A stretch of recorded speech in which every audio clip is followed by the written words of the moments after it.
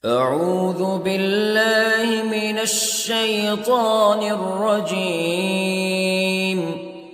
بسم الله الرحمن الرحيم. الرحمن علم القرآن خلق الإنسان علمه البيان.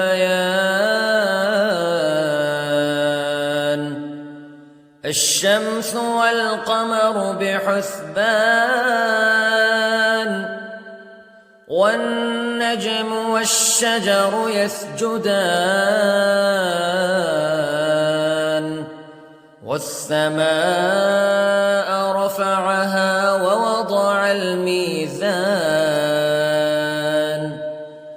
ألا تطغوا في الميزان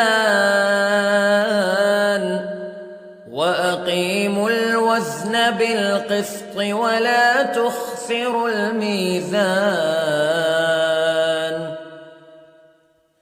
والأرض وضعها للأنام فيها فاكهة والنخل ذات الأكمام والحب ذو العصف والريحان فبأي آلاء ربكما تكذبان.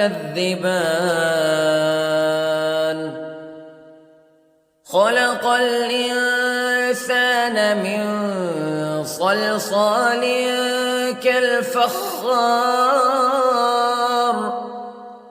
وخلق الجان من مارج من نار فبأي آلاء ربكما تكذبان. رب المشرقين ورب المغربين فبأي آلاء ربكما تكذبان. مرج البحرين يلتقيان بينهما برزخ لا يبغيان فبأي آلاء ربكما تكذبان. يخرج منهما اللؤلؤ والمرجان فبأي آلاء ربكما تكذبان. وله الجوار المنشآت في البحر كالأعلام فبأي آلاء ربكما تكذبان. كل من عليها فان ويبقى وجه ربك ذو الجلال والإكرام فبأي آلاء ربكما تكذبان.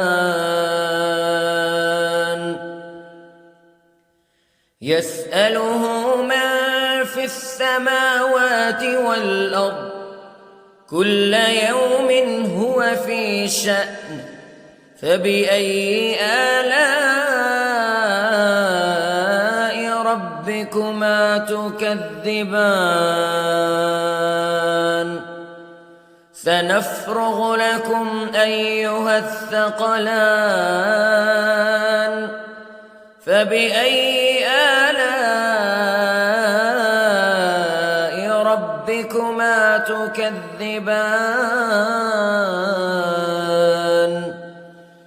يا معشر الجن والإنس استطعتم أن تنفذوا من أقطار السماوات والأرض فانفذوا لا تنفذون إلا بسلطان فبأي آلاء ربكما تكذبان يرسل عليكما شواظ من نار ونحاس فلا تنتصران فبأي آلاء ربكما تكذبان فإذا انشقت السماء فكانت وردة كالدهان فبأي آلاء ربكما تكذبان فيومئذ لا يسأل عن ذنبه إنس ولا جان فبأي آلاء ربكما تكذبان يعرف المجرمون بسيماهم فيؤخذ بالنواصي والأقدام فبأي آلاء ربكما تكذبان هذه جهنم التي يكذب بها المجرمون يطوفون بينها وبين حميم آن فبأي آلاء ربكما تكذبان ولمن خاف مقام ربه جنتان فبأي آلاء ربكما تكذبان ذواتا أفنان فبأي آلاء ربكما تكذبان فيهما عينان تجريان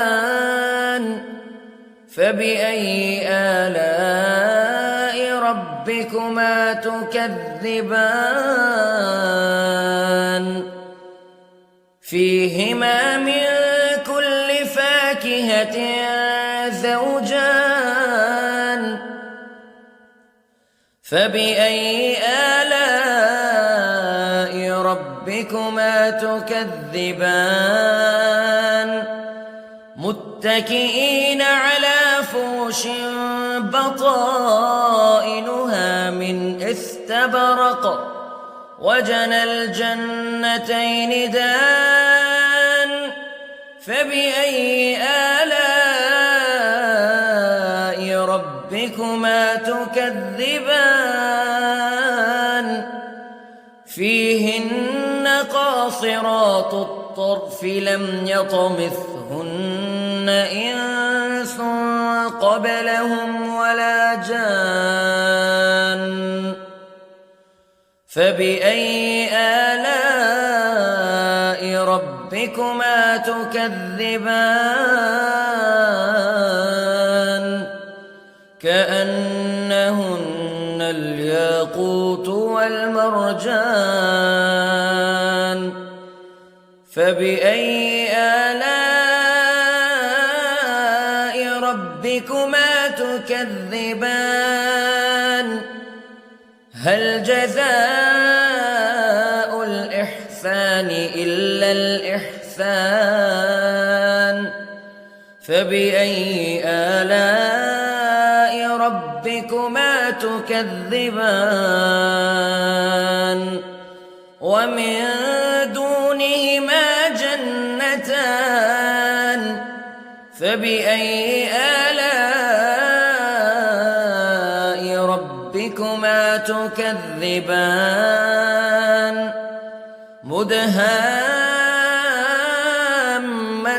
مدهامتان فبأي آلاء ربكما تكذبان فيهما عينان نضاختان فبأي آلاء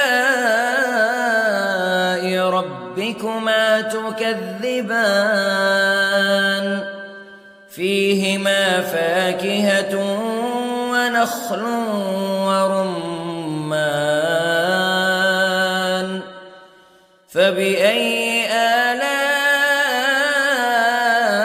ربكما تكذبان فيهن خيرات حسان فبأي آلاء ربكما تكذبان حور مقصورات في الخيام